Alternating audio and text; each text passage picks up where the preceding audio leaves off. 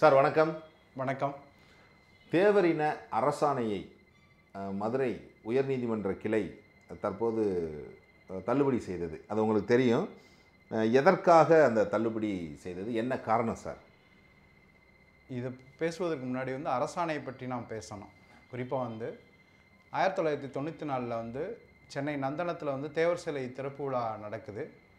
அந்த திறப்பு விழா சிலை திறப்பு விழாவில் அன்றைய தமிழக முதல்வர் ஜெயலலிதா அவர்கள் கள்ளர் மறவர் அகமுடையார் 3 பேரையும் தேவர் என்ற ஒரு பொதுச்செயலில் அழைக்கிறதாக ஒரு அரசாணை நடைமுறைப்படுத்துவதாக சொன்னாங்க.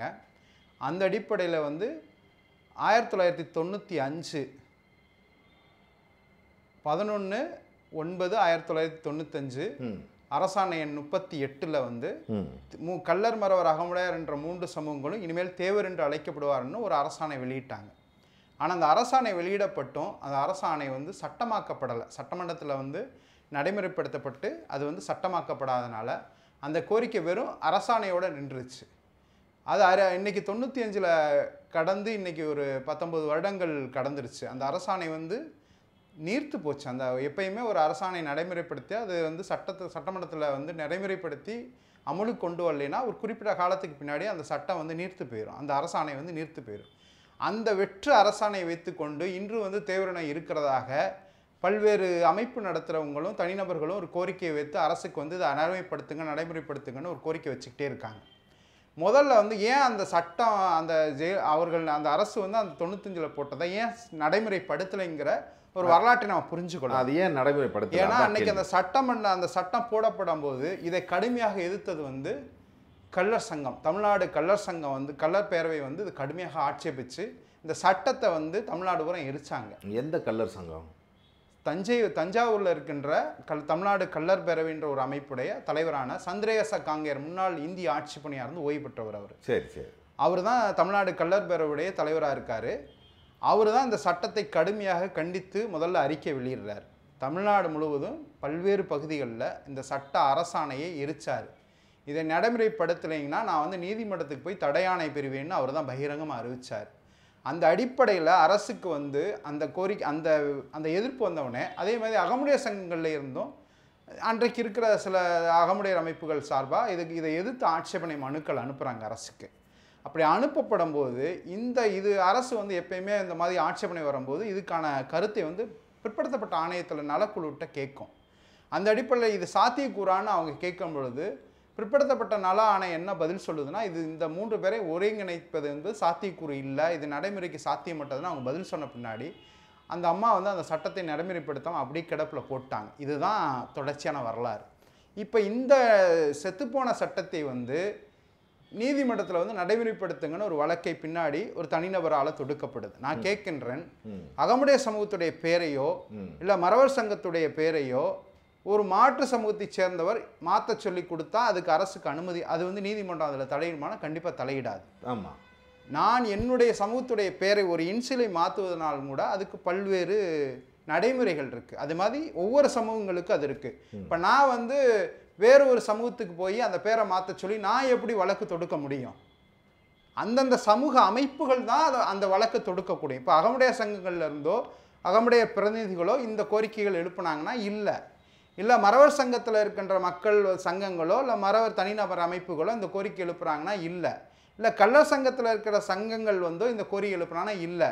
எதுவுமே இல்லாத ஒரு தனிநபர் ஒரு வழக்கை தொடுத்தா அதை எப்படி அரசு அங்கேயும் ஏற்றுக்கொள்ளும்? அதை நீதிமன்றம் எப்படி ஒரு அரசு அதை நடைமுறைப்படுத்த சொல்லி அரசுக்கு உத்தரவு முடியும்? இது நடைமுறை சாத்தியமில்லாத கோரிக்கைனால தான் இது அரசுடைய சட்ட நடைமுறை, அரசுடைய உள்வாரத்தில் நீதிமன்றம் தலையிட முடியாதுன்னு அந்த வழக்கை தள்ளுபடி பண்ணாங்க. இதுதான் அடிப்படையான விஷயம். இப்போ இதை முதல்ல எதிர்த்தது யாரு சார்? இல்லை, இது முதல்ல இந்த கோரிக்கை எப்போ எழுப்பப்பட்டதுங்கிறத அதை நம்ம அடுத்து பேசுவோம். இது முதல்ல இந்த ஜீவோ வந்ததை உடனே அதை எதிர்த்தவர்கள் யார்? அன்னைக்கு இருக்கிற தமிழ்நாடு கள்ளர்ஸ் பேரவை அவர்கள் தான் கடுமையாக அதை ஆட்சேபிக்கிறாங்க. ஆனால் அதுக்கப்புறம் அகமுடையார் சங்கங்களும் தனி நபர்களாக அந்த சட்டத்தை எதிர்த்து நீதிமன்றத்துக்கு போவேன்னு சொல்லாமல் அதுக்காக ஆட்சேபனை மனுக்களை அரசுக்கு தெரியப்படுத்துகிறாங்க. அந்த 2 அகமுடையார் அமைப்புகளும் கள்ளர் அமைப்புகளும் தான் இந்த தஞ்சை கள்ளர் அமைப்புகளும் தான் கடுமையாக எதிர்த்து இந்த கோரிக்கையை நடைமுறைப்படுத்துவதற்கு அன்றைக்கு மிகப்பெரிய எதிர்ப்பாக இருந்தாங்க. இப்போ இந்த கோரிக்கை முதலில் முன்னெடுக்கப்பட்ட ஆண்டு எது? இந்த கோரிக்கை வந்து அரசுக்கு வந்து இந்த கள்ளர் மறவர் அகமுடையார்ன்ற ஒற்றை கோரிக்கைக்கு முன்னாடி நம்ம இதை ஒரு விஷயத்தை புரிஞ்சுக்கணும். இப்போ வந்து இந்த முதல்ல அகில இந்திய முக்குளத்தூர் சங்கம் அப்படின்ற சங்கத்தை வந்து எப்போ உருவாக்கப்படுறாங்கன்னா 1933 சென்னையில் வந்து அந்த சங்கம் தொடக்கப்படுது. அதோடைய முதல் தலைவர் வந்து அன்றைக்கு ராமநாதபுரத்துடைய இளவலா இருக்கின்ற ராஜாராம் பாண்டியன்ற அவர் தான் சேதுபதியுடைய தம்பி. அவர் தான் அந்த சங்கத்துடைய முதல் தலைவர் ஆகிறார். அவர் காலகட்டத்தில் 33 தொடங்கப்பட்டு அந்த சங்கம் 80 காலகட்டத்துக்கும் தொடர்ச்சியாக பல்வேறு மாநாடுகள் நடத்தியிருக்காங்க. அந்த சங்கத்தில் அப்போ 45 வந்து சிவனாண்டி சேர்வை அவர் அப்படின்றவர் வந்து அவர் வந்து செயலாளராக இருக்கார். அவர் வந்து சிவனாண்டி சேர்வை என்பதை பின்னாடி இந்த தேவர் என்ற ஒரு ஒற்றை கோரிக்கைக்காக தன்னுடைய சிவனாண்டி தேவர் என்று மாட்டிக்கொண்ட ஒரு அகமுடையார். அவர் தான் இன்றைக்கு எத்தனை முக்குளத்தூர் அமைப்புகள் நடத்துகிறவங்களுக்கு அவரை பேர தெரியும், இந்த சங்கங்களுடைய ஹிஸ்ட்ரி வரலாறு தெரியும், எதுவுமே தெரியாது. அவர்களுக்கு தெரிந்தது என்னென்னா ஒரு குறிப்பிட்ட கால அரசியலை தாண்டி இந்த சமூகத்தோட நீண்டகால நீட்சியை பற்றி எந்த அமைப்புகளுக்குமே இன்றைக்கி இருக்கிற பல தலைவர்களுக்கு வந்து இந்த சங்கங்களுடைய தொடர்ச்சி நீண்ட காலம் யார் தலைவர்களாக இருந்தாங்கங்கிறதுடைய வரலாறே தெரியாமல் தான் இன்றைக்கி பல அமைப்புகள் நடத்துகிறாங்க. அந்த அடிப்படையில் சிவனாண்டி சேர்வை தான் இந்த கோரிக்கைக்காக 1945 வந்து அன்றைக்கி சென்னை மாகாண அரசுக்கு வந்து ஒரு கோரிக்கை அவர் வைக்கிறார். டெவலப்மெண்ட் டிபார்ட்மெண்ட்டுக்கு ஒரு கோரிக்கை அவர் அனுப்புகிறார். என்ன கோரிக்கை அனுப்புகிறாருன்னா, கள்ளர் மறவர் அகமுடையார் என்பவர்கள் ஒருதாய் மக்கள், இவர்களை வந்து தேவர்னு ஒரே பேரில் இவர்களை அழைப்பதற்கான ஒரு மகஜரை வந்து அவர் அனுப்புகிறார். அன்னைக்கு வந்து அந்த அவர் அனுப்பின மனுவை பெற்றுக்கொண்டு அதுக்கு அரசு வந்து ஒரு செய்தித்தாளில் ஒரு அறிக்கை கொடுக்குறாங்க. இந்த மாதிரி அகில இந்திய முக்குளத்தூர் சங்கத்தை சேர்ந்த செயலாளர் அவர்கள் வந்து இப்படி ஒரு கோரிக்கை வைத்திருக்காரு, இதுக்கு ஆட்சேபனை இருக்கிறவங்க நீங்கள் அரசுக்கு தெரியப்படுத்துங்கன்னு சொல்லி ஒரு காலக்கெடு மெயின் பண்ணி கொடுக்குறாங்க. அந்த அடிப்படையில் தமிழ்நாடு முழுவதும் வந்து அமைப்புகளாலும் கள்ளர் மறவர் அகமுடையார் அமைப்புகளாலும் முக்குளத்தூர் அமைப்புகளாலும் தனிநபர்களாலும் பல்வேறு கோரிக்கைகள் மனுக்கள் வந்து அரசுக்கு ஆதரவாகவும் எதிர்ப்பாகவும் போகுது. அந்த அடிப்படையில் வந்து இதை கடுமையாக எதிர்த்தவர்கள் யாருன்னா தஞ்சை மாவட்டத்தை சேர்ந்த கள்ளர்களும் அகமுடையார்களும் இந்த கோரிக்கையை எதிர்க்கிறாங்க. குறிப்பாக மறவர்களோ இல்லை பிரான்மலை கள்ளர்களோ இல்லை வந்து மேலூர் கள்ளர்களோ யாருமே இதுக்கு எதிரான மனுக்கள் கொடுக்கல. அவங்க வந்து அந்த கோரிக்கைகள் ஆதரவாக நிலைப்பாடு எடுத்தாங்க. இல்லை அது காரணம் என்ன, அதுக்கு எதிராக கொடுத்தாங்கிறதுக்கான ஆவணங்கள் நம்மளுக்கு கிடைக்கல. ஆனால் நமக்கு கிடைத்த ஆவணங்கள் என்பது வந்து அகமுடையார் சங்கம் கொடுத்த எதிர்ப்பு மனுக்களும் தஞ்சை கள்ளர் சங்கங்கள் கொடுத்த எதிர்ப்பு மனுக்கள் நிறையா பதிவுகளில் நம்மளுக்கு கிடைச்சது. அந்த அடிப்படையில் சில மனுக்களை மட்டும் நான் உங்கள்கிட்ட பதிவு செய்ய, ஏன்னா இந்த மனுக்களுடைய விவரங்கள் பல இன்னைக்கு அமைப்பு நடத்துகிறவங்களுக்கு தெரியாமல் இருக்கலாம். அன்னைக்கு வந்து கீழராங்கியம், திருப்போணத்துக்கு பக்கத்தில் கீழராங்கியம் ஐயாக்குட்டி தேவர்னு சொல்லுவாங்க. அவர் வந்து தான் அகில இந்திய அகமுடையார் சங்கத்துடைய காரியதர்சியாக இருக்கார். அவர் வந்து ஒரு 7 பக்கத்துக்கு ஒரு அச்சிட்ட ஒரு இதை ரெடி அகமுடையார்களின் ஆட்சேபனை விவரம் அப்படின்ற பேரில் ஒரு மனுவை ரெடி பண்ணி தமிழ்நாடு முழுவதும் இருக்கின்ற செயல்பட்ட பல்வேறு அகமுடையார் சங்கங்களுக்கு 200 பிரதிகள் அவர் வந்து அன்னைக்கு அந்த 45 அவர் ரெடி பண்ணி இந்த 200 சங்கங்களுக்கு அனுப்புகிறார். அனுப்பி அந்தந்த ஊரில் கையெழுத்து பெற்று இதை அரசுக்கு வந்து அனுப்புங்க அப்படிங்கிற கோரிக்கை அடிப்படையில் அன்னைக்கு அவர் செஞ்ச மனுக்களில் நமக்கு கிடைத்த கையெழுத்து போட்ட எந்தெந்த கிராமங்கள்லேருந்து கையெழுத்து போட்ட நமக்கு கிடைச்சிருக்குன்னா, ஒன்று வந்து திருப்போணம், கீழராங்கியம், கல்லுடை பூலாங்குளம், தூதை, திருப்பத்தூர், மதுரை, அதுக்கப்புறம் வந்து திருப்பாச்சேத்தி, ஆவாரங்காடு, புல்வாக்கரை, இந்த மாதிரி அதே மாதிரி இங்கிட்டு வந்து நரிக்குடி, காரியாப்பட்டி, இந்த பகுதியில் பல கிராமங்களில் கையெழுத்து வாங்கி ஆயிரக்கணக்கான கையெழுத்தை வாங்கி அந்தந்த பகுதியிலேருந்து அரசுக்கு அனுப்புகிறாங்க. அதே மாதிரி வந்து அன்னைக்கு வந்து அகில இந்திய சங்கத்துடைய தலைவராக இருந்த சண்முக சுந்தரம் சேர்வை அவர் வந்து ஒரு வழக்கறிஞர். அவர் ஒரு 3 பக்கத்துக்கு ஆங்கிலத்தில் ஒரு இதுக்கு ஆட்சேபனை மனு அனுப்புகிறார். அதே மாதிரி சென்னை மாகாண அகமுடையார் மகாஜன சங்கத்துடைய தலைவராக இருக்க நாடிமுத்து பிள்ளை அவர்களும் இதுக்கு எதிராக அரசுக்கு மனு அளித்திருக்கார். அதை தாண்டி திருத்துறைப்பூண்டியை சேர்ந்த ராஜாவோல பிள்ளை அவரும் சென்னை மாகாண அகமுடையார் மகா சங்கத்துடைய பிரதிநிதி, அவரும் இதுக்கு எதிராக ஒரு மனு அளித்திருக்கார். அதை தாண்டி இன்னும் நிறையா மன்னார்குடியில் இருக்கிற மன்னார்குடி அகமுடையார் சங்கம் ஆட்சேபிச்சிருக்கு, சேலம் செவ்வாப்பேட்டை அகமுடையார் சங்கங்கள் ஆட்சேபிச்சிருக்கு, இந்த பல்வேறு பகுதியில் இருக்கிற அகமுடையார் சங்கங்கள் இதுக்கு எதிராக மனு அளித்திருக்காங்க. அதே மாதிரி தஞ்சையில் வந்திருக்கிற கள்ளர் மகா சங்கம் அப்படின்ற சொல்லப்பட்ட ஒரு மாநில சங்கமாக செயல்பட்டுச்சு. அந்த சங்கத்துடைய தலைவராக வந்து யாருன்னா வீரையா வாண்டியார் அவர் வந்து யாருன்னா பழைய பூண்டி கிருஷ்ணசாமி வாண்டியாருடைய சகோதரர். அவர் தலைமையில் இருக்கின்ற சங்கத்தில் வந்து துணைத் தலைவராக இருக்காருன்னா உக்கடை தேவர் அவர்கள் வந்து அதோடைய துணைத் தலைவராக இருக்காரு. செயலாளராக வந்து கள்ளப்பரம்பரை சேர்ந்த நல்ல முத்து நாட்டார் அப்படிங்கிறவர் வந்து செயலாளராக இருக்கார். இந்த மாதிரி அந்த சங்கத்தில் இருந்து அரசுக்கு இதுக்கு எதிராக ஒரு மனு அளிக்கிறாங்க. இதில் என்னென்னா, இது சார்ந்த அரசிட்ட நேரடியாக எங்களுடைய எதிர்ப்பை தெரிவிக்கிறதுக்கு எங்கள் நேரம் கொடுக்கணும் அப்படிங்கிற ஒரு மனுவை அவர் அனுப்புகிறாங்க. அந்த அடிப்படையில் அந்த சங்கங்கள் எல்லா கிராமங்களையும் கூட்டங்கள் நடத்த சொல்லி அந்த கள்ளர் மகா சங்கம் எல்லா பகுதியிலையும் அவங்க கிளை சங்கங்கள்கிட்ட கூட்டம் போட சொல்கிறாங்க. அந்த அடிப்படையில் எல்லா பகுதியிலையும் அந்த 45 ஒரு காலகட்டத்தில் கூட்டங்கள் நடக்குது. குறிப்பாக வந்து மன்னார்குடி பக்கத்தில் இருக்கிற வடுவூர்ன்ற ஒரு ஊரில் கள்ளர் மகா சங்கத்துடைய கூட்டம் நடந்து இதுக்கு எதிராக தீர்மானம் பாஸ் பண்ணப்பட்டு கையெழுத்து வாங்கி அரசுக்கு அனுப்புகிறாங்க. அதே பாண்டி பட்டுக்கோட்டையில் இருக்கிற கடிதந்தரு கள்ளர் மாணவர் இல்லத்தில் ஒரு கூட்டம் நடக்குது. கள்ளர் மகா சங்கத்துடைய கூட்டம் நடக்குது. அந்த சங்கத்திலையும் இந்த தேவரண கோரிக்கை எதிர்த்து அங்கே கூட்டம் நடந்து அதுக்கு எதிராக தீர்மானம் நிறைவேற்றப்பட்டது. அதே மாதிரி முள்ளூர் பட்டிக்காடுன்னு சொல்லப்பட்ட அறந்தாங்கி பட்டுக்கோட்டை பகுதியை சேர்ந்த முள்ளூர் பட்டிக்காடுன்னு சொல்லுவாங்க. அந்த ஊர்லேயே ஒரு கூட்டங்கள் நடக்குது. இதே மாதிரி செண்டங்காடுன்ற ஒரு ரூட்டில் கூட்டம் நடக்குது. இந்த மாதிரி தொடர்ச்சியாக தஞ்சை பகுதியில் பல்வேறு பகுதிகள், குறிப்பாக கள்ளப்பெரம்பூரில் கூட்டம் நடந்திருக்கு. இந்த மாதிரி தஞ்சை பகுதியில் அகமுடையார் சங்கங்களை விட ரொம்ப ரொம்ப ஆக்டிவிட்டாக செயல்பட்டது கள்ளர் சங்கங்கள் தான். இதுக்கு எதிராக மனுக்களை தயார் பண்ணுறாங்க. இந்த மனுக்கள் வந்து அரசுக்கு அனுப்புகிறாங்க. அந்த அடிப்படையில் தான் இந்த கோரிக்கைகள் வந்து அன்னைக்கு சென்னை மாகாண அரசு வந்து தள்ளுபடி பண்ணுது. அன்னைக்கு முக்குளத்தூர் சங்கத்துடைய கோரிக்கையை வந்து தள்ளுபடி பண்ணுறாங்க. இதுதான் தொடர்ச்சியான முதல் கோரிக்கை தள்ளுபடியான வரலாறு. அதோடு நின்றுச்சா? அதை தாண்டியும் வந்து நீங்கள் முக்குளத்தூர் சங்கத்துக்குள்ளே இந்த தேவர் அரசாணை எதிர்த்தான குரல்கள் அங்கேயே எழுந்துச்சு. குறிப்பாக வந்து 1944 வந்து குற்றாலத்தில் வந்து முக்குளத்தூர் சங்கத்துடைய 3வது மாநாடு அங்கே நடக்குது. அந்த மாநாட்டில் வந்து முக்குளத்தோர்ன்ற சொல்பதோ தேவர்ன்ற பொதுச்சொல்லை கொண்டு வரணும் ஒரு தீர்மானத்தை அந்த அமைப்புடைய நிர்வாகிகள் கொண்டு வராங்க. அதை எதிர்த்து அந்த பகுதியில் அந்த கூட்டத்தில் வந்து எதிர்ப்பு வச்சு கடுமையாக எதிர்ப்பு தெரிவித்தவர் வந்து வீரயாவாண்டியார் அவர்கள். அந்த எதிர்ப்பின் காரணமாக அந்த தீர்மானத்தை அவங்க பின்வாங்கிக்கிட்டாங்க. அதோட ஒன்றுச்சா அதுக்கடுத்து 46 வந்து கோவை முக்குளத்தூர் மாநாட்டிலையும் இந்த தீர்மானத்தை கொண்டு வரும்போது அந்த கூட்டத்திலேயே அதை எதிர்த்து வந்து அருணாச்சல நட்டாருங்கிறவர் வந்து அந்த கூட்டத்தில் அதை பேசுகிறார். என்ன சொல்கிறாருன்னா, தேவர் என்பது ஒரு தனிப்பட்ட சொல்லே தவிர அது சமூகத்தை குறிக்காது. முக்குளத்தூர் என்பது 3 சமூகத்துடைய அங்கமான பேரை ஏற்றுக்கொள்ளலாம் தவிர தேவர் என்ற ஒரு தனிப்பட்டத்தை நாங்கள் சாதியாக ஏற்றுக்கொள்ள மாட்டோம்ன்ற அந்த கூட்டத்தில் கடுமையாக பேசி இது வந்து சாதியாக ஏற்றுக்கொள்ள முடியாது, இது நாளைக்கு இடஒதுக்கீட்டுக்குள்ளே போகும்போது பல்வேறு சிக்கல்களை நமக்கு உருவாக்கும் அப்படின்னு சொல்லி அதை அந்த கூட்டத்திலே மறுத்தெடுத்து அந்த தீர்மானத்தை வந்து செல்லுபடியாகாமல் செய்கிறார். இந்த மாதிரி முக்குளத்தூர் சங்கத்துக்குள்ளே அந்த கோரிக்கைகளுக்கு கடுமையாக ஒரு காலகட்டத்தில் எதிர்ப்புகள் இருந்தது. அதை தாண்டி நீங்கள் அப்படியே வந்துக்கிட்டே இருந்தீங்கன்னா இந்த கோரிக்கைகள் ரொம்ப அதிகமாக்குறது யாருன்னா தமிழ்நாடு தேவர் பேரவைன்னு 79 ஒரு அமைப்பு உருவாக்குறார். அந்த அமைப்பை உருவாக்குனவர் வந்து ஒரு தஞ்சை மாவட்டத்தை சேர்ந்த அகமுடைய சமூகத்தை சேர்ந்த டாக்டர் ராமகிருஷ்ணன் அவர்கள். இன்னைக்கு எத்தனை பேர் ராமகிருஷ்ணனை பற்றி தெரியாது. ஆனால் இது என்ன நிலைமைன்னா, அன்னைக்கு தமிழ்நாடு அகில இந்திய முக்குளத்தூர் சங்கம் இருந்த காலகட்டத்தில் உள்ள கிளை சங்கங்களை வந்து அந்தந்த பகுதியில் வட்டார சங்கங்களை வந்து இந்த முக்குளத்தூர் சங்கங்கள் சிதைக்கலை.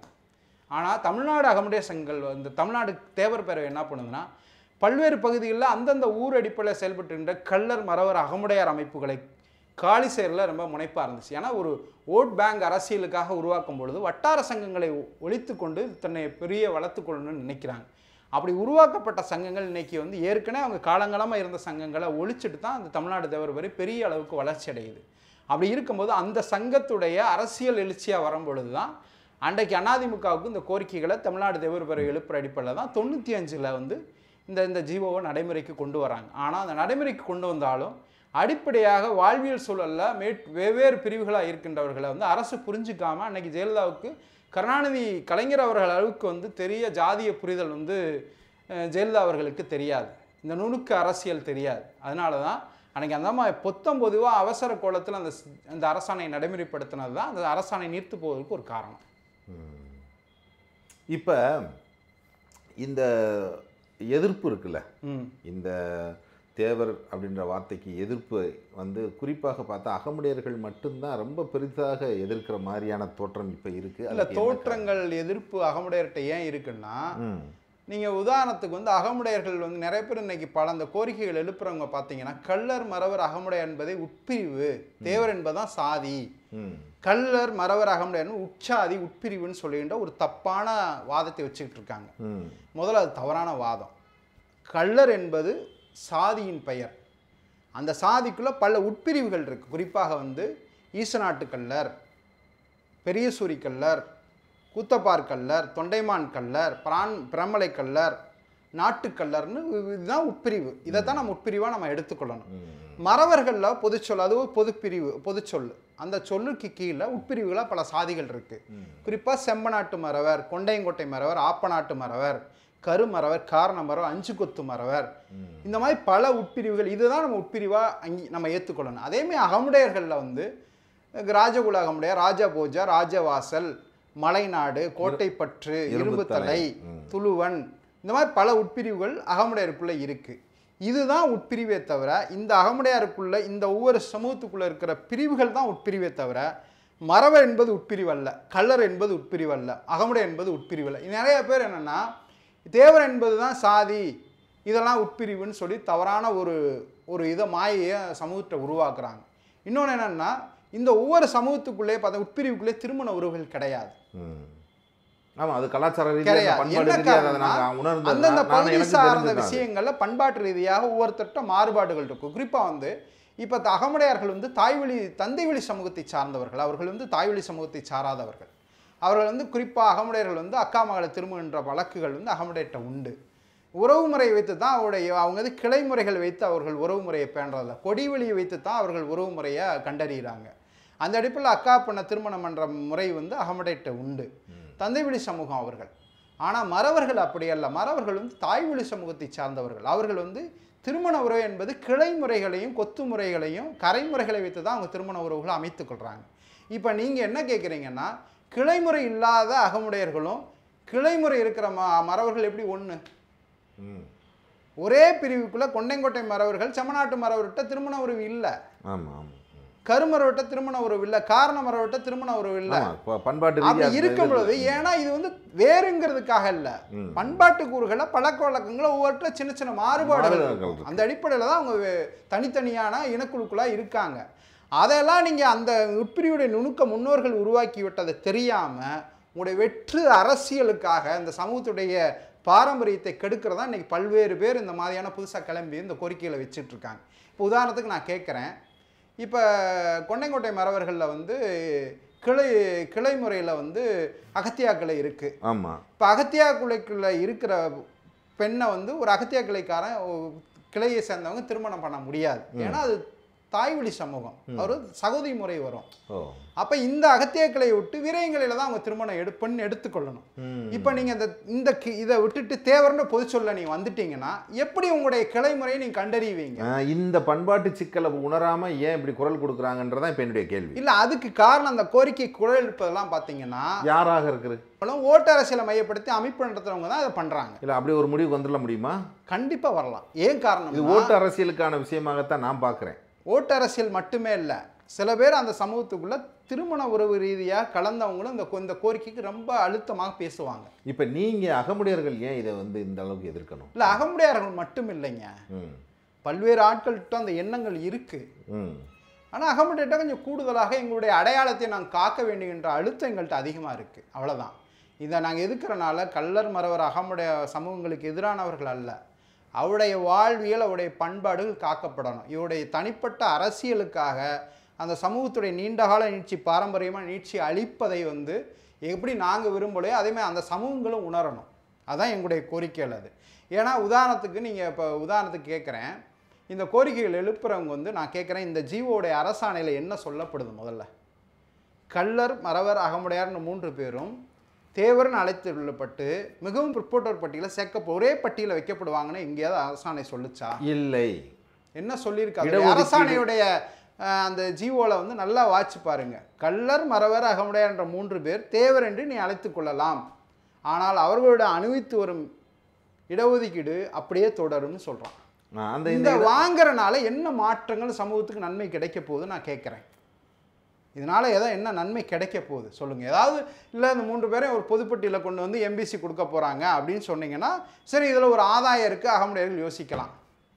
அப்படி ஒரு இதே இல்லாத வெற்று பேருக்காக நான் என் அடையாளத்தை நான் ஏன் மாற்றிக்கொள்ளணும்? நான் இப்போ நான் கேட்குறேன், தேவர் என்பது அகமுடையாருக்குள்ள ஒரு பட்டம் தான், அது சாதி இல்லை. வெவ்வேறு பகுதியில் இருக்க அகமுடையார்களில் வந்து பல்வேறு பட்டங்கள் வச்சுருக்காங்க. குறிப்பாக வந்து நீங்கள் இந்த ராமநாதபுரம், சிவகங்கை, மதுரை இந்த பகுதிகளில் அதிகமாக தேவர் பட்டத்தை விட அகமுடையாருக்கு இருக்கிற பட்டம் என்பது சேர்வைன்ற ஒரு பட்டம். இந்த சேர்வை பட்டத்தை என் முப்பாட்டன்லேருந்து காலங்காலமாக நான் பயன்படுத்திட்டு வரதை மாற்றிட்டு நான் ஏன் தேவர்னு ஒரு புதுப்பட்டத்தை நான் போட்டு தேவன்ற பொதுச்சொல்லுக்குள்ள நான் ஏன் வரணும்? அப்படி பார்த்தா நான் சேர்வேன்ற ஒரு பேரில் எனக்கு ஒரே ஒரு ஜீவோ போடுங்க, நாங்கள் சேர்வே அணிதல்றோம்னு சொல்லி ஒரு கோரிக்கை வைக்கலாம்ல? இல்லை பிள்ளைப்பட்டம் ஒரு அகமுடையார்கள் இருக்காங்க தஞ்சை பகுதிகளில், இரும்புத்தலை அகமுடையார்களில் பிள்ளைப்பட்டம் வரவங்க தான் முக்கால்வாசி பேர். அவர்கள் ஏங்க தேவர் பட்டத்தை ஏற்றுக்கணும்? அவர்கள் காலங்காலமாக ஆயிரக்கணக்கான ஆண்டுகளாக பிள்ளைப்பட்டத்தை அவங்க பயன்படுத்திட்டு வராங்க. அதேமாதிரி கோட்டை பெற்ற அகமுடையாரில் தேவர் பட்டத்தை ஒரு 60% பேரும், பின்னாடி இருக்கிறவங்க வந்து பிள்ளை பட்டத்தை பயன்படுத்துகிறாங்க. தேசிகர்னு ஒரு பட்டம் இருக்குது, அவங்கள்ட்ட செட்டியார்னு ஒரு பட்டம் இருக்குது, சேர்வைன்னு இருக்குது. சேர்வை வந்து கோட்டை பெற்ற அகமுடையார்ட்ட இருக்காது. ராஜகுல அகமுடையார்கள் மட்டும்தான் சேர்வை பட்டத்தை பயன்படுத்துகிறாங்க. அதை தாண்டி இரும்புத்தலை அகமுடையார்கள் முழுக்க முழுக்க பிள்ளைப்பட்டம், அவங்களுக்கு வந்து தேவர் பட்டமும் கிடையாது, பிள்ளைப்பட்டம் மட்டும்தான் அவங்க பயன்படுத்துகிறாங்க. அதை தாண்டி நீங்கள் கோட்டை பற்ற அகமுடையார்ட்ட போனீங்கன்னா ஒரு 60% 70% பேர் தேவர் பட்டத்தை பயன்படுத்துகிறாங்க. ஒரு 30% பேர் வந்து பிள்ளைப்பட்டத்தை பயன்படுத்துகிறாங்க. 10% பேர் வந்து தேசிகர் அப்படின்ற சில அந்த வட்டார ரீதியான பட்டங்களை பயன்படுத்துகிறாங்க. இதை தாண்டி ஐவேலி நாட்டாகமுடையார்னு ஒரு பிரிவு இருக்காங்க. அவங்க வந்து பிள்ளைப்பட்டத்தையும் பயன்படுத்துகிறாங்க, தேவர் பட்டத்தையும் பயன்படுத்துகிறாங்க. செட்டியார்னு ஒரு பட்டம் அவங்ககிட்ட வழக்கில் இருந்தது, இன்றைக்கி அது இல்லை, அந்த பட்டத்தை பயன்படுத்தியிருக்காங்க.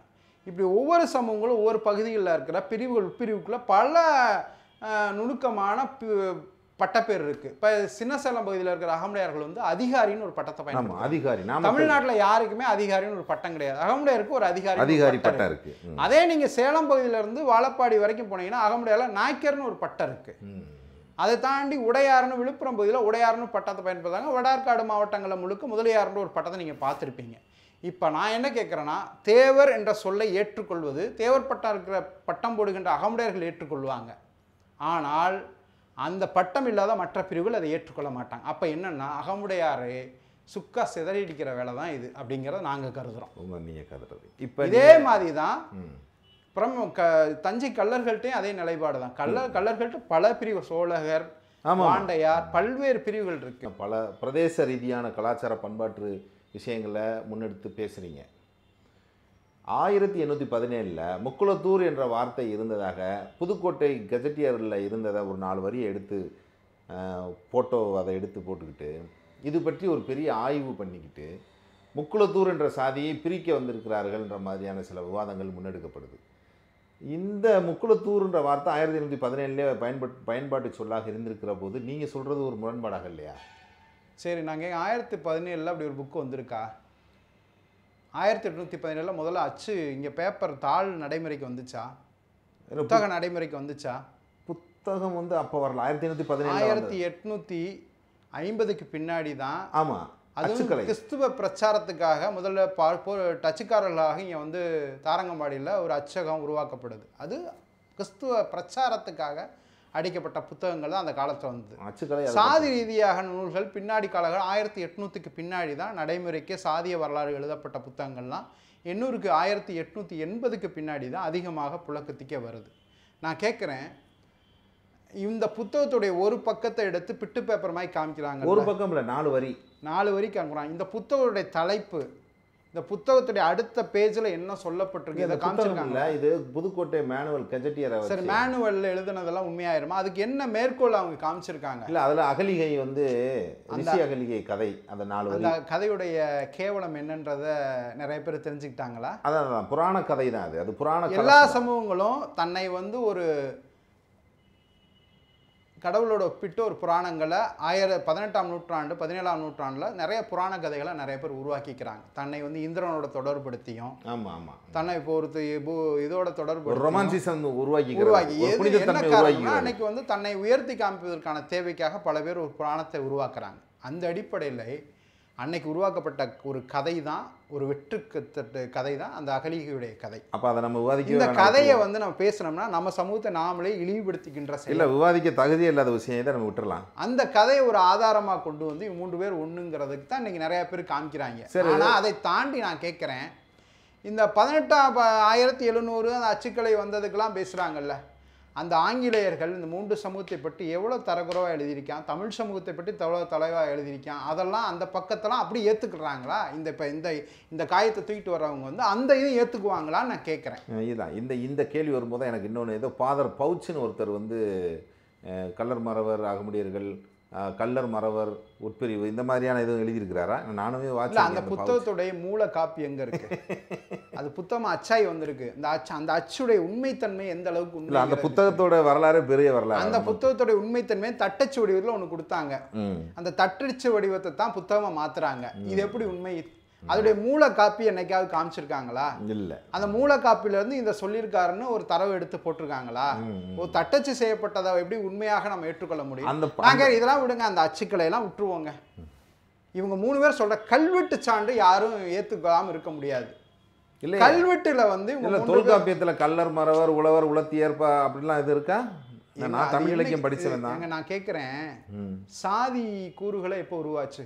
ஏன்னா சங்க காலங்களில் வந்து சாதிய இது உருவாச்சா?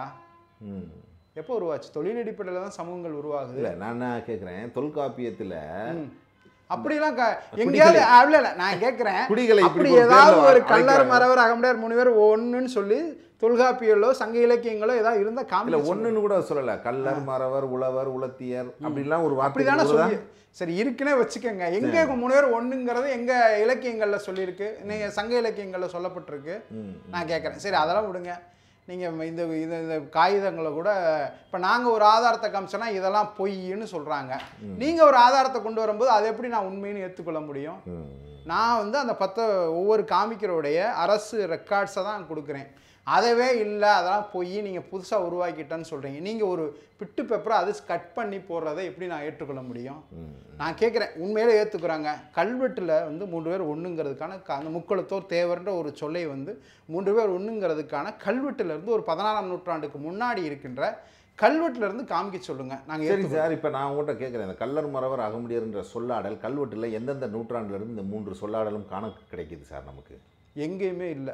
அகமுடைய தனித்தனி சமூகங்களாக பயன்படுத்த. நான் தான் கேட்குறேன், தனித்தனி சமூக சாதி பேர்களே வர்றது வந்து 8ஆம் நூற்றாண்டுக்கு பின்னாடி தான் சாதி பேர்களே நேரடியாக கல்வெட்டுகளில் போடுவாங்க. ஏன்னா உங்களுக்கு பெருங்கோயில்களே வந்து பல்லவர்கள் வந்ததுக்கு பின்னாடி தான் கட்டப்படுது.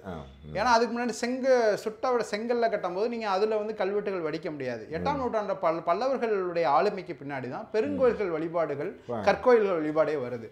அப்போ வந்து கல்வெட்டு அது தாண்டி பாறைகளில் நிறையா தமிழ் பிரம்மி எழுத்துக்களில் கல்வெட்டுகள் நிறைய இருக்குது. சரிங்க சார், கல்லர்ன்ற சொல்லாடல் எந்த நூற்றாண்டிலிருந்து நமக்கு கல்வெட்டில் கிடைக்கப்படுது சார்?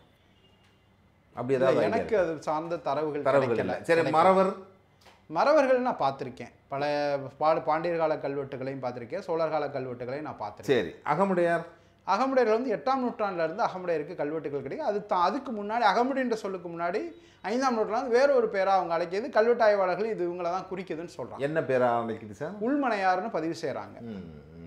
பெருங்கதையில் வந்து மனைப்பெருஞ்சனம்னு பதிவு, 5ஆம் நூற்றாண்டில் வந்த பெருங்கதையில் வந்து மனைப்பெருஞ்சனம்னு பதிவு செய்யப்படுது. பூலாங்குறிச்சி கல்வெட்டு திருப்பத்தூர் பக்கத்தில் பூலாங்குறிச்சி கல்வெட்டில் வந்து உள்மனையார்னு பதிவு செய்கிறாங்க. அதை தாண்டி 8ஆம் நூற்றாண்டு தான் எனக்கு கிடைத்த ஃபஸ்ட்டு அகமுடின்ற சொல் வந்து எங்கே கிடைக்குன்னா உத்திரமேரூரில் வந்து ஒரு கல்வெட்டு கிடைக்கிது. பல்லவ மன்னன் தண்டிவர்மன காலகட்டத்தில் அகம்படி உடையான் அப்படின்ற முதல் அகமுடின்ற சொல்லுடைய கல்வெட்டு கிடைக்கிது. அதுக்கப்புறம் தான் தொடர்ச்சி சோழர் காலங்களில் தான் அதிகமான கல்வெட்டுகள் வந்து அகமுடைய சம்பந்தமான கல்வெட்டுகள் கிடைக்கிது. அந்த அடிப்படையில் நம்ம கணக்கு எடுத்துக்கணும். இப்போ ஒருவேளை இல்லை இவங்க ஏதாவது கல்வெட்டு சான்றுகள் காமிச்சா நான் அதை ஏற்றுக்கிறேன். அப்படி ஏதாவது கல்வெட்டு சான்றுகளை காமிக்க சொல்லுங்கள்.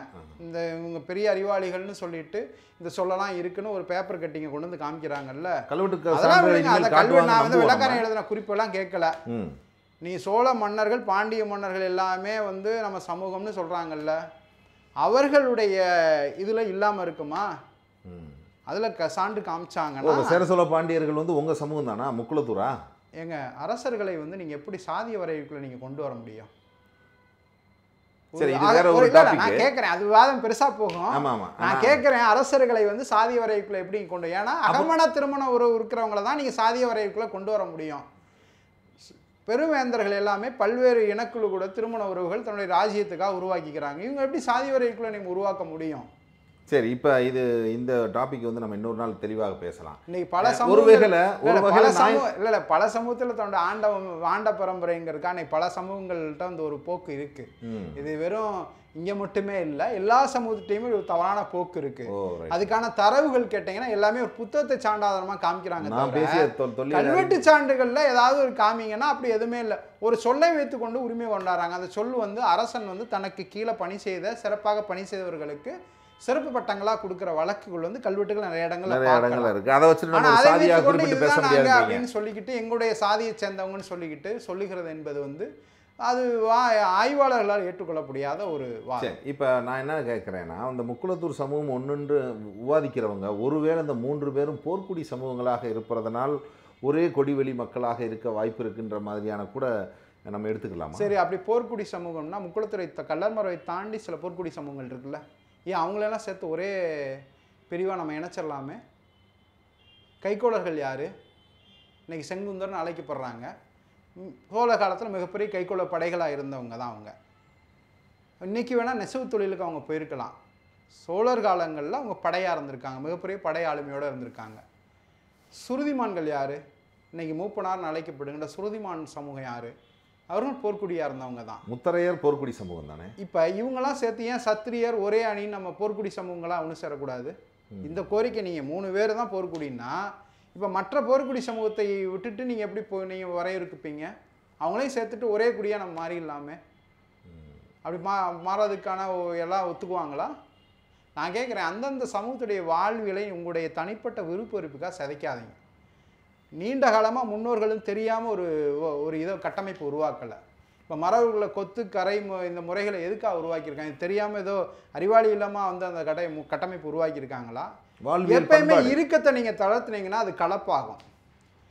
நீங்கள் ஏன் அந்த மரபுகளை அந்த கிளைமுறைகளை உருவாக்கி வச்சுருக்காங்கன்னா கலப்பாகாமல் தடுப்பதற்குத்தான். இந்த கட்டமைப்பை சிதைச்சிங்கன்னா நாளைக்கு தேவர்னு சொல்லுவேன், நாளைக்கு தேவர் இந்த கட்டமைப்பு விட்டு வெளியில் போனான்னா மாட்டு சமூகத்தில் திருமணம் பண்ணுற வழக்கு இன்னும் கலப்பு அதிகமாக தான் ஆகும். இப்போ பிரம்மலை கலர்கிட்ட வந்து நீங்கள் ஒரு இதை ரொம்ப ஆதி மனிதனுக்கான ஒரு ஜீனை கண்டுபிடிச்சாங்க. ஆமாம். ஏன் அது அவங்க உடம்புல அது தங்கியிருக்கு, ஏன் மற்றவங்கள்ட்ட அது இல்லைன்னா இன்னும் வரை அவங்க கலப்பாகாமல் இருக்காங்க. ஆமாம், இது வரைக்கும் இன்னைக்கு அவங்க தனியாக ஏன் அதனால தான் அவங்க ஆர்ஜின் அந்த மரபணு மாறாமல் இருக்கிறாங்க. இது இப்போ நீங்கள் வந்து இது மாற்றி இது மாறினா அவங்களுடைய மரபணு மாறும். இதுதான் ஏற்கனவே அகமுடையிட்ட வந்து இந்த கிளைமுறை கரைமுறை இல்லாததுனால தான் அகமுடையிட்ட இன்றைக்கி வந்து எங்கள்கிட்ட அந்த ஆரிய ஜீன்கள் நம்ம கண்டுபிடிக்க முடியல. ஏன்னா இவங்க வந்து நிறைய மாற்று ரீதியான திருமணங்கள் கலப்பாயிருக்கும். அது மாதிரி தான் அவங்கள்ட்ட இருக்கிற நீங்கள் இதெல்லாம் கடந்து உங்கள் ஓட்டு அரசியலுக்காக அந்த சமூக மக்களுடைய நீண்டகால வரலாற்று தொன்மையை அழித்து கொண்டு ஒரு புதிய சொல்லை வந்து ஒரு பட்டப்பேரை சாதியாக்க முயற்பென்பது அந்த சமூகத்துடைய அடையாளங்களை அழிப்பதற்கான செயல் தான். இது நீங்கள் முன்னெடுக்கிறவங்க யாருன்னா பார்த்தீங்கன்னா பெருவாரியாக சமூக ஆய்வாளர்கள் அல்ல, அவர்கள் எல்லாம் அரசியலுக்காக தான். நீங்கள் ஏற்கனவே சொல்லிட்டீங்க, அரசியலுக்காக தான், ஓட்டு அரசியலை மையப்படுத்தி தான் இந்த கோரிக்கைகள் பெருசாக எழுப்பப்படுது. இதை தாண்டி இந்த கோரிக்கைக்கு நகர்ப்புறத்தை சார்ந்து ஒரு கோரிக்கை ஒரு ஆதரவு வட்டங்கள் இருக்கும். ஏன்னா இடப்பரிச்சையாக நகரத்துக்குள்ளே வரும்பொழுது அங்களுடைய அரசியல் சொல்லுக்கு ஏற்ற மாதிரி சில பேருடைய முடிவுகள் இருக்கும். அவங்க தான் அந்த கோரிக்கைகளை அதிகமாக எடுக்கிறாங்க. நான் கேட்கின்ற இந்த அமைப்புகள் கோரிக்கை எடுக்கிறவங்க இந்த மாண்டவியல் ஆய்வு ரீதியாக அந்த சமூகத்துடைய மாண்டவியல் ரீதியாக ஆய்வு பண்ண சொல்லுங்கள். ஆந்த்ரோபாலஜிக்கல் ரிப்போர்ட் அதை வைத்துக்கொண்டு இந்த சமூகத்துடைய மூலத்தை தெரிந்து கொண்டு இந்த கோரிக்கை எழுப்பணும். தவிர அரசை வந்து வெற்றாக வந்து எங்களுடைய ஒரு கோரிக்கையை வச்சுட்டா அரசு வந்து பரிசீலிக்காது. இது அந்தந்த சமூகங்களும் இதை ஏற்றுக்கொள்ளாது. நல்ல விஷயம் சார். அகமுடைய சங்கங்களும் கள்ளர் சங்கங்களும் மறவர் சங்கங்களும் இப்படி வெற்று கோரிக்கைகளை வந்து தொடர்ச்சியாக ஒரு கோரிக்கை வச்சாங்கன்னா இது நான் அகமுடைய சங்க சார்பாக நாங்கள் வந்து அதுக்கான ஆட்சேபனை தெரிவிப்போம். எங்களை மாதிரி பல்வேறு அகமுடைய சங்கங்கள் வந்து ஆட்சேபனை தெரிவிப்பாங்க. அதே மாதிரி மறவர் சமுதாயத்தில் இருக்கின்ற அந்த சமூகத்துடைய அடையாளத்தை காக்கின்றவர்களும் இதை எதிர்ப்பு தெரிவிப்பாங்க. கள்ளர் சங்கத்தில் தன்னுடைய தனித்தன்மையை காக்கிறவங்களும் எதிர்ப்பு தெரிவிப்பாங்க. இதுதான் ஐடென்டி. இதை தாண்டி இன்னொரு விஷயம், சில பேர் என்ன பண்ணியிருக்காங்கன்னா, இப்போ நீங்கள் இந்த கோரிக்கை எழுப்புறவங்களுடைய ஒரு சில பேருடைய முகத்திரை வந்து ஒரு விஷயத்தில் நான் ஒரு இடத்துல தெரிஞ்சுக்கிட்டேன். எப்படி? நீங்கள் புதுக்கோட்டை மாவட்டத்தில் ஆலங்குடி சட்டமன்ற தொகுதி வரும்ல? ஆமாம். அதுக்குள்ளே ஒரு ஜமீன் இருக்குது, சேந்தங்குடி ஜமீன். நான் கேள்விப்பட்டிருக்கேன். அந்த சேந்தங்குடி ஜமீன் வந்து அகமுடையார்கள் ஜமீன் சொல்லுவாங்க. அந்த ஜமீனை வந்து கல்லர் ஜமீன்னு ஒரு பிரிவாக சொல்லிட்டு ஒருத்தர் போய் அந்த மக்கள்கிட்ட பேசியிருக்காரு. சரி. அந்த ஜமீன் சேர்ந்த அந்த ஜமீன் பரம்பரையை சேர்ந்த ஒருத்தவங்க எங்கள்கிட்ட இது சார்ந்து தன்னுடைய ஆதங்கத்தை எங்கள்கிட்ட கொட்டினாங்க. இந்த மாதிரி எங்களை வந்து மாற்றுறாங்க அப்படின்னு சொல்லி கொட்டுறாங்க. நாங்கள் அந்த அடிப்படையில் அவங்கள்ட்ட என்ன தரவுகள் உங்கள்கிட்ட இருக்குது, நீங்கள் அகமுடையர்னு சொல்வதற்கு என்ன தரவுகள் இருக்குன்னு நான் ஏன்னா எந்த தரவு இல்லாமல் ஒரு சமூகத்தை நான் வந்து உரிமை கொண்டாடக்கூடாது. இது நான் ஆய்வு அடிப்படையில் தரவுகள் அடிப்படையில் தான் பேச முடியும். அப்படி இருக்கும்போது அவங்களுடைய 100 வருட நிலப்பத்திரங்கள், சொத்து பத்திரங்கள் என்கிட்ட வந்து ஒரு ஆதாரம் காமிச்சாங்க. அந்த பத்திரங்களில் முழுக்க அவங்களுக்கு அகமுடையர்னு தான் பதிவு செய்யப்பட்டிருக்கு. அதில் வந்து எந்த பத்திரத்தில் எந்த இடத்துலையும் அவங்க வேறு சமூகமாக பதிவு செய்யப்படலை. சரி 70க்கு பின்னாடி அந்த சமூகங்கள் வந்து கொஞ்சம் சூழல் மாறி இருக்கு. பல்வேறு ஒரு பேரில் அவங்க மடைமாற்றப்பட்டிருக்காங்க. இதை இந்த முக்குளத்தோரில் நாங்கள்லாம் ஒன்றுன்னு சொல்லுகின்ற ஒரு அமைப்பு வந்து அந்த பகுதியில் போய் ஒரு நீங்களாம் இந்த பிரிவை சேர்ந்தவர்கள் நாங்கள் தான் அப்படின்னு சொல்லிட்டு பேசுகிறாரு. இல்லை அப்படி வந்து பேசிட முடியுமா? அதுக்கு வந்து அந்த பகுதியில் இருக்கிற மக்கள் வந்து இந்த எங்கள் நிலப்பத்திரத்துலலாம் அகமுடையர் தாங்க இருக்குது அப்படின்னு சொன்னது. இல்லை அகமுடை என்பது சாதி இல்லை, அது அது வந்து ஒரு தொழில். கல்லரில் அகமுடை தொழில் செஞ்சவங்க பூராமே அகமுடையன்னு நீங்கள் சர்டிஃபிகேட் வாங்கிட்டீங்க அப்படின்னு சொல்லி அந்த மக்களை வந்து மாற்றுவதற்கு முயற்சி பண்ணுறாங்க. அது எப்படி அந்த மக்கள் மாறுவாங்க? அதில் சில பேர் அறியாமையில், சில பேர் அந்த மாதிரி. சரி, அப்போ அந்த ஜமீன் மக்களுக்கு தெரியும்ல, அந்த ஜமீனில் இன்னும் வரைக்கும் அவங்களுடைய ஒரு சில குடும்பத்தில் ஒரு பிரிவினருக்கு வந்து இன்னும் வரைக்கும் ஜாதி சான்றிதழ் அகமுடையர் தான் இருக்குது. நிலப்பத்திரங்கள் அவ்வளோ பத்திரங்களே அகமுடையர் தான் இருக்குது. அப்புறம் ஏன் சொல்கிறேன்னா, இந்த கோரிக்கை 3 பேர் ஒன்றுங்கிறதுக்கான கோரிக்கையை வலுவாக பேசுகின்ற சில பேர் வந்து அங்கிட்டு போய் அகமுடையரை வந்து அழித்தொழிக்கணுன்றது கூட சில வேலைகள் செய்கிறாங்க. இவங்க எப்படி வந்து நீங்கள் ஒற்றுமையை விரும்புகிறாங்கன்னு எனக்கு இன்னும் தெரியல. அகமுடையன்ற ஒரு சாதி, அகமுடை என்பது தொழில்ன்றாங்க. நான் கேட்குறேன், தமிழ்நாட்டில் எல்லா சாதிகளும் தொழிலடிப்பில் உருவாக்கப்பட்ட பேர் தான். பிறக்கும் போதே அந்த சாதியிலேருந்து இப்போ யாரும் பிறக்கலை, தொழிலடிப்பில் உருவாக்கப்பட்ட. அதுவே அகமுடைன்ற ஒரு தொழில்னா அதே மாதிரி மற்ற பிரிவு பல தமிழ்நாட்டில் பல சாதியுடைய பேர் தொழிலடிப்பில் உருவாக்கப்பட்ட பேர் தான் தவிர ஏதோ பிறக்கும் போதே நாங்கள் இந்த ஜாதியில் குதிக்கும் போதே அதிலிருந்து வந்த மாதிரி இங்கே பேசிகிட்டு இருக்காங்க. அது வந்து ஒரு அறியாமை தான் நான் சொல்கிறேன். ஏன்னா இது ஏன் சொல்கிறேன்னா, அகமுடைய சமூகம் இன்னும் ரொம்ப தெளிவாக உணரணும். இந்த மாதிரியான நிறைய சமூகத்துக்கான அடையாளத்தை அளிக்கின்ற போக்கு தமிழ்காலமாக நிறைய தொடர்ந்துக்கிட்டு இருக்குது. இதிலேருந்து நான் வந்து தெளிவுறன் தான் நான் அகமுடைய சமூகத்தையும் பிற சமூகங்கள்கிட்டையும் தங்களுடைய இருப்புகளை தக்க வைப்பதில் தனிப்பட்ட அரசியலுக்காக தங்களுடைய அடையாளத்தை அளிப்பதை நாங்கள் உண்மையாக கண்டிக்கின்றோம். இப்போ வந்து நீங்கள் உங்கள்கிட்ட பேசுனதுலேருந்து எனக்கு ஒரு விஷயம் என்னென்னா, மானுடவியல் ஆய்வின் மூலமாக இதை தரவுகளை நிரூபிக்கணும் அந்த தமிழ் சமூகத்தில் சில சாதிகள்னு சொன்னீங்க. தமிழில் வந்து தேவேந்திரகுல வேளாளர் சமூகத்து மக்களுக்கு மட்டும்தான் இந்தியாவிலே மானுடவியல் ஆய்வு நடத்தப்பட்டிருக்கு. அது உங்களுக்கு தெரியும்னு நினைக்கிறேன். அதே போலவே உங்கள்கிட்ட இப்போ பேசினதுக்கப்புறம் கல்லர் மறவர் அகமுடையர் என்ற சமூகத்தின் பண்பாடு கலாச்சார கூறுகள் ஒன்றுக்கொன்று சளைத்ததல்ல. அந்த மூன்றுமே மதிக்கப்பட வேண்டியது, பண்பாட்டு ரீதியாக நாம் அதை போற்றப்பட வேண்டியது. மற்ற சமூகம் தான் நான் சொல்கிறேன், இவங்களை தவிர மற்ற சமூகமும் தமிழ் சமூகமும் போற்றப்பட வேண்டியது தான். மானுடவியல் ஆய்வின் மூலமாக இதை மேலும் கட்டமைக்கணும்னு சொல்கிற உங்களுடைய அந்த கருத்தியலை நான் வந்து இந்த நேர்காணல் வழியாக நான் ஏற்றுக்கிறேன். இவ்வளோ நேரம் நிறைய விஷயங்களை எங்கிட்ட பகிர்ந்துக்கிட்டீங்க. மீண்டும் ஒரு சந்தர்ப்பத்தில் கண்டிப்பாக இன்னும் நிறைய விஷயங்கள் பேசுவோம். மிக்க நன்றி. வணக்கம்.